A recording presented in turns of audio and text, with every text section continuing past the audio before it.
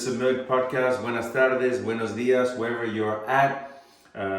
This is Benji, obviously. If you haven't been paying attention to the other episodes, Camila is in classes, in exams, so I'll be doing this solo again. And we're back kind of in a bartending moment, and I wanted to celebrate again Mexico with a recipe, my own recipe of Sangrita. Little blood is the translation. We'll explain what that is. And why is the Sangrita important? Well, first of all, it seems like everybody's drinking it in Mexico City. It's something that maybe I hadn't noticed on my past trips. And especially I hadn't noticed this beautiful combo, actually, three things: high-end tequila, your Sangrita or your tequila chaser, and then the lime that comes with, either in natural form or in extract form. So we're gonna be going through this recipe, obviously. And before I do that, I'm tired of repeating to all of you, please buy good alcohol. You have to invest in good alcohol. And today, for the drink, I have Herradura Ultra. So I want to thank my work colleague Olivia, who introduced me to this little guy. And why is he beautiful? Because although it looks white like a silver or potentially a reposado, it is actually an añejo. So it has been aged 24 months. But why is it white? Because there was extra filtering. Also, right before the filtering process, they added some pure agave to give it toasted almond notes. It has some vanilla notes. This is a beautiful little sipping tequila. Obviously, you can mix it, but I would prefer to use it for sipping purposes. Okay, so as always, I'm under the watchful eye of my ambassador for alcohol, my friend Jaggy Jags. He's a bit in a mood today before Christmas. As you can see, he has stolen my breather for the wine, but we'll just leave him here. He's almost running out of alcohol inside his entrails, but we'll try to enjoy him until 2023. So let's talk about the ingredients for my sangrita, okay? But before we do that, actually, let me take a step back and explain the history of this drink, right? Or this chaser. It starts to appear in the 1920s and in Guadalajara, and apparently it was the leftover juices of a fruit salad, which is actually a pico de gallo, so tomatoes, onions, cilantro, lime, salt, pepper, a little chili powder, piquin.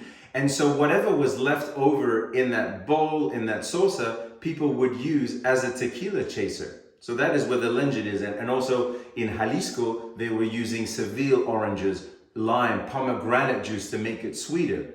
In the 50s, with the kind of advent of more American tourism, apparently then tomato juice starts to make its appearance, and also clamato or clam juice mixed in with tomato juice.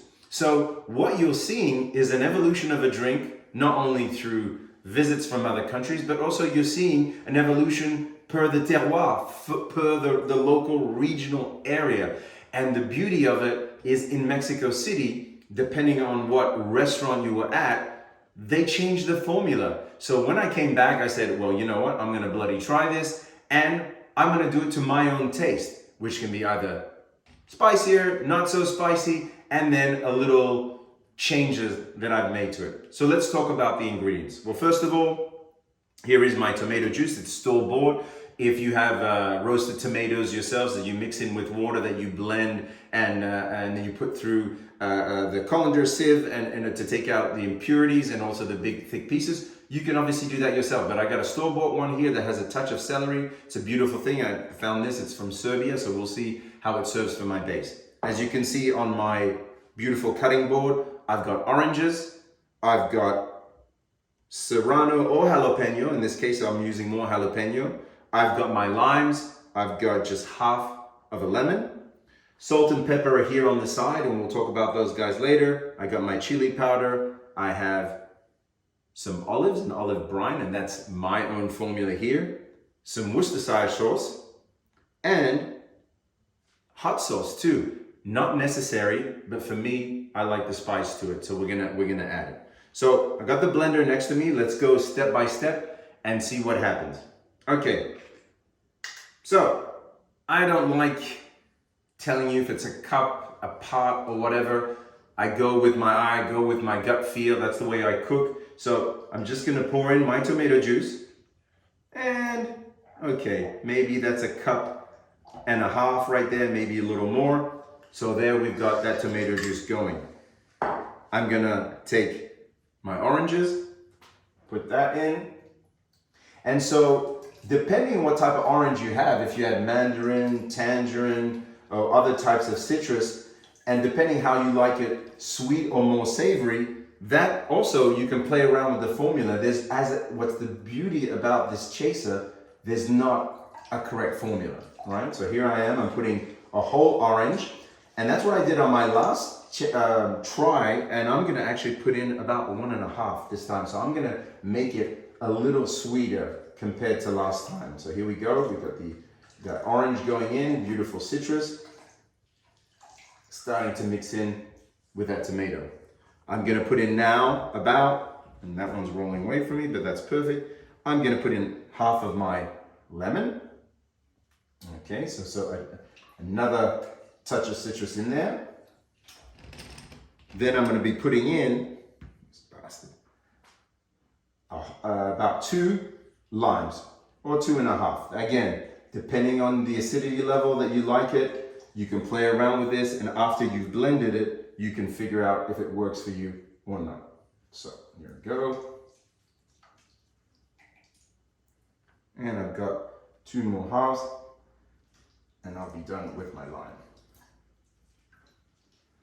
But this beautiful citrus really is a hark back to the original recipe that was just Seville oranges, right? So you can imagine with the pomegranate juice and the lime, a touch of tart, but much more on the sweeter side. So kind of getting away from that savory, which was part of that fruit salad. Okay, so now I'm gonna, with the jalapenos, sometimes you can put in half, 1. So in this case, I'm gonna put in half, just gonna cut it a little bit, don't need to, because the blender will take care of that. But I'm gonna throw that in right there. Gonna put in about teaspoon of salt, you know, and again, I can come back to it. So, you know, as I said, you can always adjust. And then some nice regular black pepper. Gonna put in there, again, teaspoon and a half, whatever your taste buds can handle.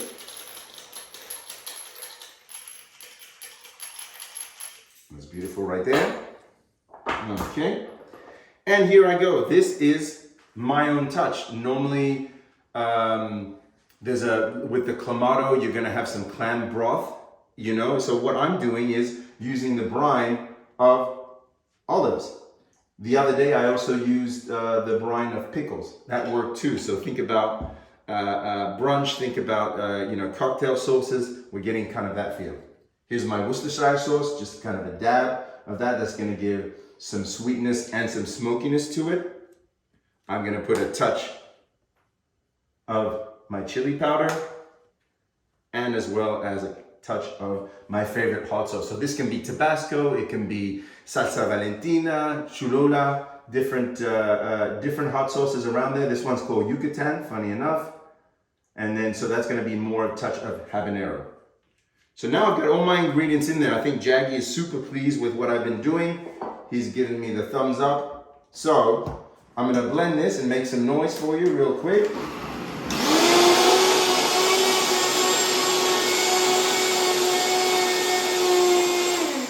Beautiful. Once I got that blended, obviously I can give it a little taste. I'm being vulgar with my finger.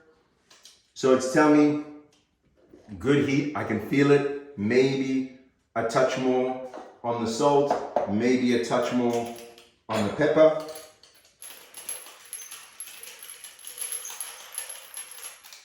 There we go. Blend it one more time, and I think where it goes. So what's gonna end up happening with this is I'm gonna strain it. It's gonna give me this in the jar. And obviously then I can easily pour it into my shot glass and get what they call the flag, la bandera. So what is gonna end up happening now? Well, we're gonna taste it. That's the beauty of this. So first, my sipping tequila, again, the Herradura Ultra Añejo, white, beautiful color, vanilla, toasted almond, not shying away obviously from the agave. I'm gonna let that sink in a little bit. And now my chaser. The pepperiness, the heat, also cooling down the alcohol from the tequila. And then the final touch, as I said, I prefer the lime versus a lime juice extract. And now I got the citrus blending in, with that heat, with the alcohol. And depending on the food profile that I've chosen that night, whether it's tacos, whether it's a steak dish, whether it's even fish, I'll be able to sip throughout the night in all tranquility, no issues. So there you have it. We've created Sangrita a la Benji style with a sipping tequila. The entire drink with our lime is called La Bandera in honor of Mexico. I hope you enjoyed. I'll put the ingredients on the bottom. If you like this, obviously click on like, come back to us. We'll try to finish off with a video before we end the year. We'll come back to you very early in the year to recap 2022 with Camila. Jadi, let's say goodbye. Muchísimas gracias. And love you all. Merry Christmas and Happy New Year. Cheers, everybody.